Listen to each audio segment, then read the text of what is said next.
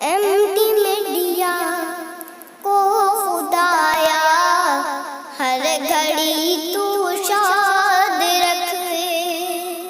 بسم اللہ الرحمن الرحیم۔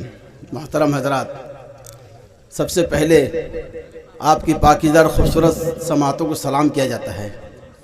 میں کوئی شاعر نہیں ہوں کہ آپ کے سامنے کچھ کلام پیش کروں گا، دو چار باتیں آپ کے سامنے پیش کرنا چاہوں گا۔ پہلی بات تو یہ ہے کہ میں نے کلام پڑھا تھا، یہ کتاب پڑھی تھی میں نے، اسماعیل حیدر صاحب اچھا شاعر اڑیسہ کے بہت جانے مانے شاعر تھے۔ ان کی کتاب کے شروع مقدمہ میں ایک جو جملہ میں نے پڑھا تھا کہ صوبہ اڑیسہ میں جہاں چاروں جانب صرف اڑیسہ میں اڑیا ہی بولی جاتی ہے، اس صوبے کے اندر میں اردو زبان کی حیثیت کیا ہے؟ جزیرہ کی طرح ہے۔ یہ جیسے جزیرہ ہوتا نا جس کی چاروں طرف ارد گرد پانی پانی ہو، بیچ میں ٹاپو نما کچھ خشکی ہوتی ہے، اس کو جزیرہ کہتے ہیں۔ اڑیسہ میں اردو زبان کی حیثیت لگ بھگ جزیرہ کی طرح ہے، اور اسی جزیرہ کے اندر اس سنگلاخ وادیوں سے ابھرتی ہوئی شاعری جو ہے آپ دیکھ رہے ہیں کہ معمولی شاعری نہیں ہے۔ یہ میرا اپنا ماننا یہ ہے کہ الحمدللہ پورے ملک بھارت کے اندر میں جہاں اردو زبان پنپتی ہے، جہاں اردو زبان سنورتی ہے، اس کے باوجود بھی اس صوبہ اڑیسہ کے اندر میں الحمدللہ جو ہمارے شعراء پیدا ہو رہے ہیں، بہت ہی باکمال اشعار پیش کرتے ہیں، بہت باکمال شاعر ہیں یہ۔ اس سے پہلے بھی میں نے اسی جگہ پر بڑے بڑے مشاعروں میں نے یہ حقیقت کا انکشاف کیا ہے۔ آج الحمدللہ ہمارے درمیان میں باکمال شعراء کرام موجود ہیں۔ میں دوستو بزرگوں، یہ نعمت پور کی سرزمین بھی کوئی کم نہیں ہے، الحمدللہ بہت ادب نواز ہے اور سخن فہم ہے، سخن سنج بھی ہیں۔ یہ بہت ہی سنجیدگی اور متانت کے ساتھ بڑے بڑے شعراء کرام تشریف لائے ہیں اور بڑا بڑا مشاعرہ یہاں پر ہوا ہے۔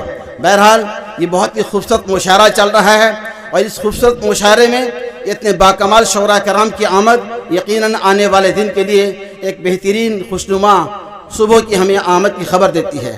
میں دوستو بزرگوں، آج کے اس پاکیزہ اور محترم مجلس کے اندر میں بہت ہی پرنم آنکھوں کے ساتھ پورے سامعین کے سامنے یہ جملہ دہرانا چاہوں گا کہ کل گزشتہ ہمارے درمیان سے صوبہ اڑیسہ کے مایہ ناز عالم دین، فخر اڑیسہ، بلبل اڑیسہ،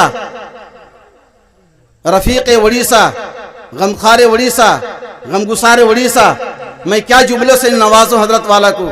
حضرت مولانا محمد جلال صاحب قاسمی، امیر شریعت اڑیسہ، صدر جمعیت علماء اڑیسہ، دنیا سے تشریف لے گئے، اپنے رفیق اعلیٰ سے مل گئے۔ میرے دوستو بزرگوں، اتنا مشفق و محترم، اتنا مخلص بندہ صوبہ اڑیسہ کے لیے ایک نادر نایاب تحفہ تھا۔ اللہ کرے کہ اللہ تعالیٰ اس خلا کو جلد از جلد اپنے خزانے غیب سے پر کر دے۔ میرے دوستو بزرگوں، آپ کی سماعتیں بہت پاکیزہ ہیں اور آپ کا ذوق بھی ماشاءاللہ بہت شائستہ ہے۔ الحمدللہ ہمارے شعراء کرام اپنے شبنمی کلام سے آپ کے باذوق شائستہ ذوق کو جو الحمدللہ شگفتگی عطا فرمائیں گے اور عطا فرما رہے ہیں۔ میں انہی چند کلمات کے ساتھ اپنی بات کو مختصر کرنے سے پہلے ایک اتفاق کو آپ کے سامنے بیان کر دینا چاہتا ہوں۔ اس سے پہلے جب ایک مشاعرہ ہوا تھا، حضرت امیر شریعت ثانی رحمۃ اللہ علیہ، مولانا سید سراج الساجدی صاحب رحمۃ اللہ علیہ دنیا سے تشریف لے گئے تھے۔